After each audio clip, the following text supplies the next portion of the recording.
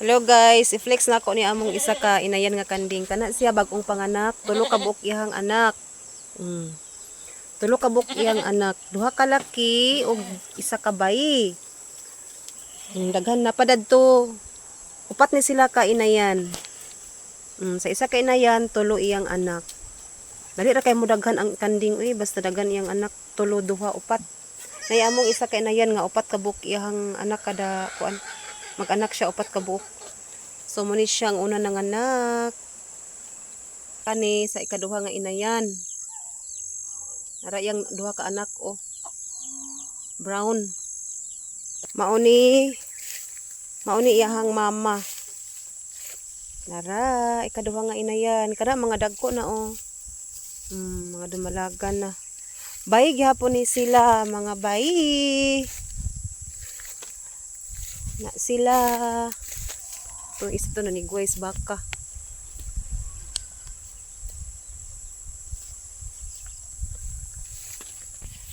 Kanida yun guys. Mauni ang umanakay. Yalan, murag nagbati na siya me. Murag nagbati na ni. Mauni siya ang ikaapat nga inayan. Dako kayo iyang tiyan. Ha? Sakit na imong tiyan? Muni siya ang kapanganak og upat ka buok. Dako kayo iyang tiyan. Yun, di na siya halos katindog sa kadako sa iyang tiyan. Karon na gid ni mga anak ba? Tindog bi. Mi.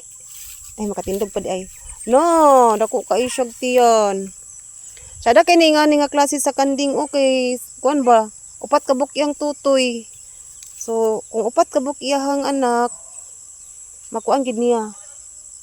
Amo ni silang gina-feeds. Gawas nga among ginatigway, gina-feeds na mo abag-abagan og feeds para dili mo niwang ba. Uy, manakay na gid siya. Diri na pud ta sa pikas. Adi apod. Kani mo pinakauna nga na. Ala, balintong. Kani duha ra yang anak ani. Cute kayo. Pero kuan man sad mga healthy kayo. Katong duha ka buok nga to sa tangkal. Motoy una nga anak ko ay. Ikaduha di ay. Kani bay una nang anak sayop dito ako adto ganiya. Ikatulo da ito kani ikaupat da ini. Murag mga anak na gid ni. Mga anak. Nao bugat na kayang tiyan. Ang kanon dira. La buros na man gid na atong baka mi. Inom.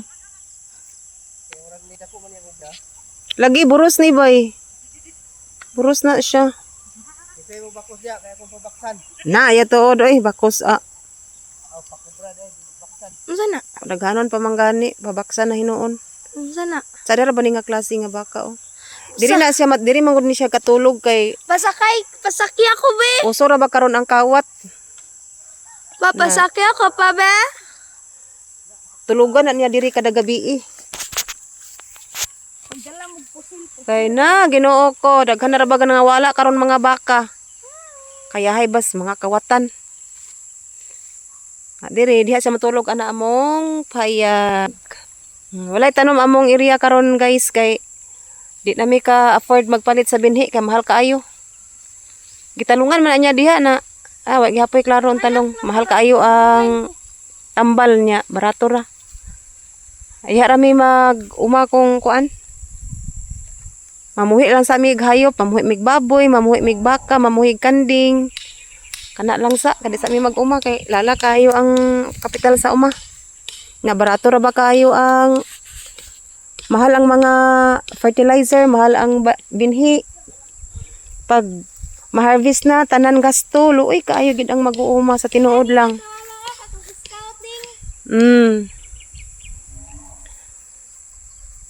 Barato ra kayo ang palit. Ang nahahayahay na gid ang negosyante. Ang mag-uuma igo ra lang dagan. Igo ra maghawid sa halin pagkaugma wa na diha. Igo ra mahawid gyud. Ay pa ang kalibor. Buo pag madawat. Bitaw tinuod gid na guys oy. Story. Mamuhi lang sa mig baka, kanding, kami ni kay ang kanding sada ang kanding kay dili man ka Sakit mga anak ng kanding. gasto Sakit na mga sa anak. bahog. Tigway raman, apil ang baka, pero amo gyapon na kuanan. Pwede Ang baboy may gasto kayo kay magpahawid ang feeds man. Kana ko na niyo. Na gino ko sungagon ka. May ipasilong na ni daan ang inayan. Kay mapsan sa ulan.